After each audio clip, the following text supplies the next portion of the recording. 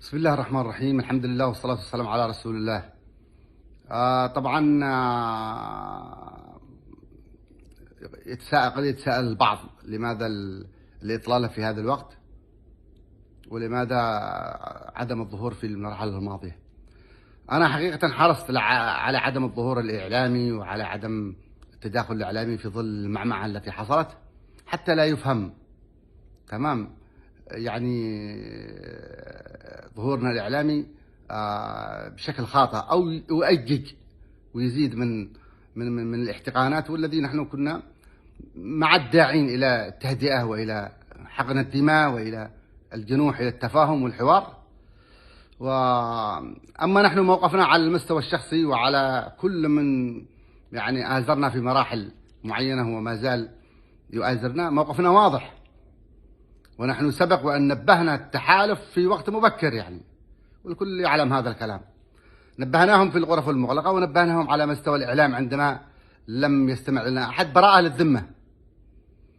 وقلنا بشكل واضح وصريح أن في هناك أمر يعني خطير يتم بنائه، لأن أي بناء خارج مؤسسات الدولة طبيعي أن نتوجس منه، وأن يخدم على أجندات يعني لا تخدم الوطن بدون شك.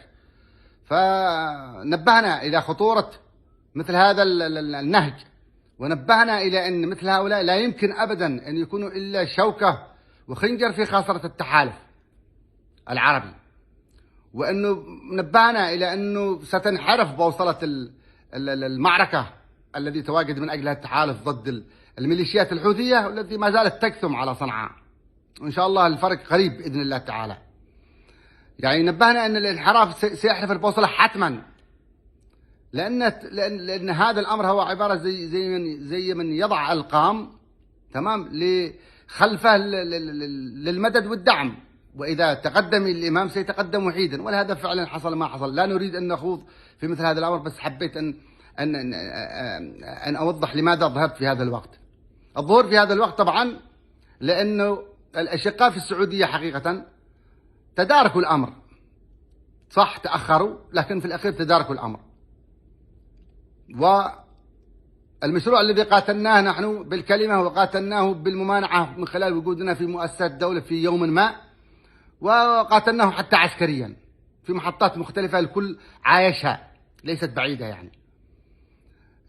الأشقاء في المملكة استدركوا خطورة ما نبهنا له، وفعلا حقيقة في هذه الجزئية الشكر واجب لهم، أنهم استنفروا بشكل ملفت واقتلعوا هذا المشروع الذي بني 10 سنوات وهدوه من أعلاه إلى أسفله، والآن يتم فقط إزاحة الركام من بقايا هذا المشروع التدميري، الذي أصلا هذا المشروع لا يخدم القضية الجنوبية لا من قريب ولا من بعيد.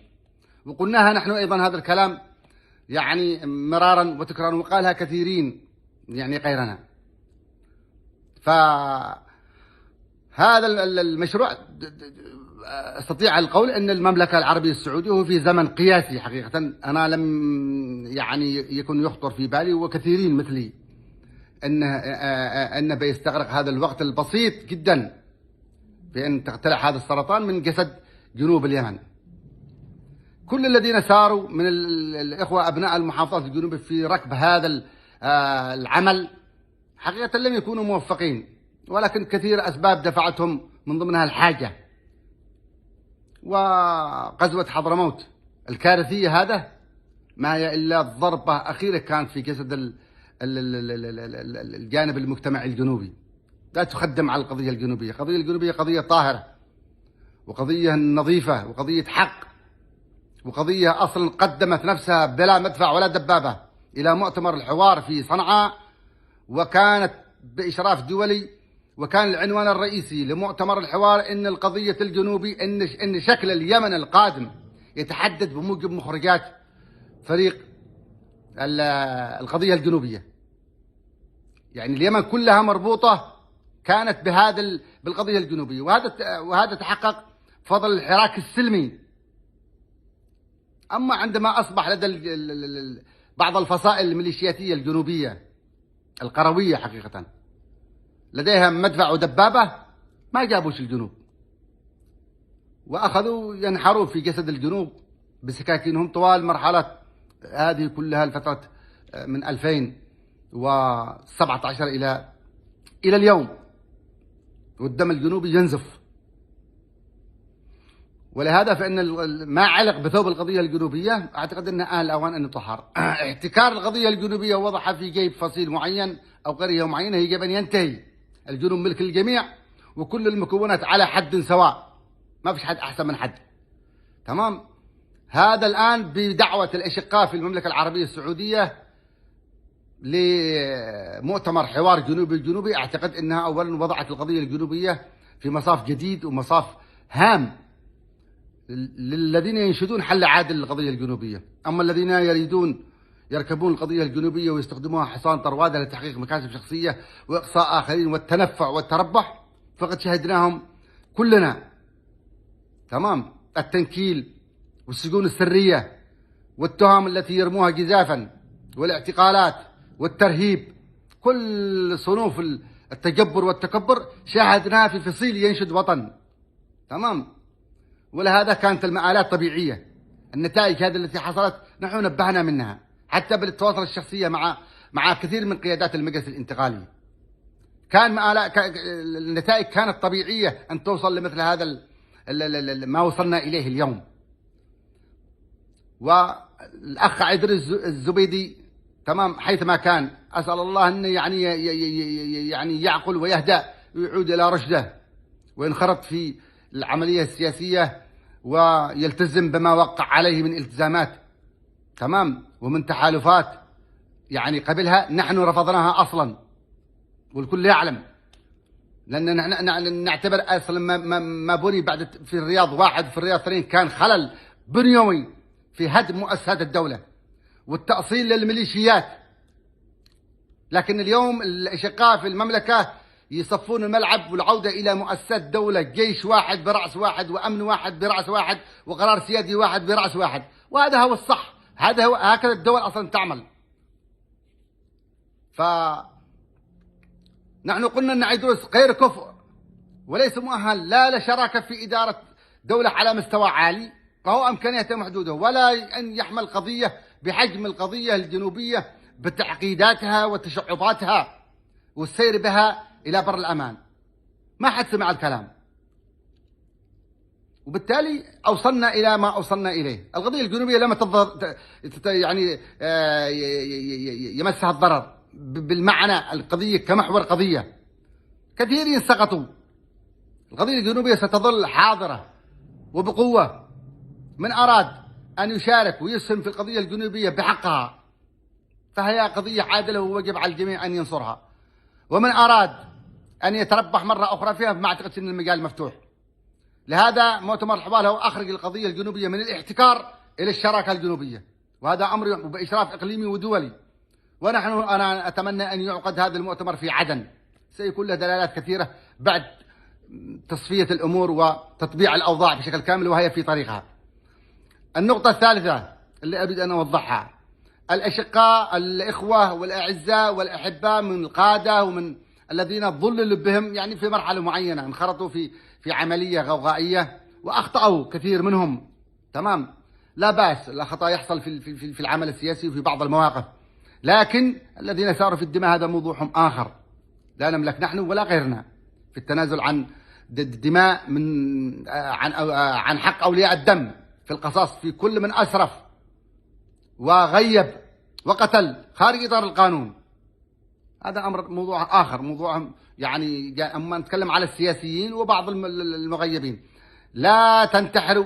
أصلا المشروع انتحر وانتهى. أسقطتها المملكة العربية السعودية بمهارة وبكفاءة عالية وبأقل الخسائر وفي زمن قياسي. تمام. أما ما تبقى فأنا أنصح إلا أحد يقفز في الهواء. القفزة في الهواء بدون باراشوت على الأرض نتيجتها معروفة. فلهذا الانخراط ودعم مؤسسات الدولة الشرعية أمر أنا أحث عليه مثلي مثل غيري. السكينة العامة والسلم الاجتماعي مطلب للجميع. تمام. خلاص الغادة تركوكم، الذين أرادوا العبث في الجنوب، تركوا الأمر، انتهى موضوعهم. ولا حد والقضية الجنوبية ليست مربوطة بأحد، لا برأس الميسري ولا برأس عيدروس ولا برأس أي جنوبي.